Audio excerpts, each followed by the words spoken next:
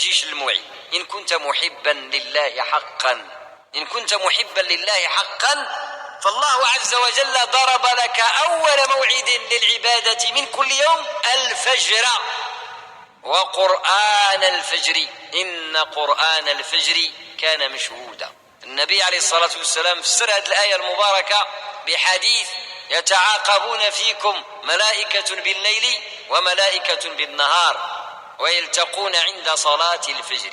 يعني سيد النبي صلى الله عليه وسلم بشر هذه الأمة بأنه الملائكة الكتبة والحافظة اللي يكتبوا أعمال بني آدم ويطلعوها لعند الله عز وجل كاين جوج ديال الفرقات، وحدين كيخدموا بالليل ووحدين كيخدموا بالنهار، بتقسيم بديع عظيم من رب العالمين. يتعاقبون أي يتداولون، اللي يخدموا بالليل في النهار كيمشيوا يطلعوا للسماء إلى عند الله عز وجل يبلغوا ليه عمل بني آدم، والله عليم بذلك قبل ذلك.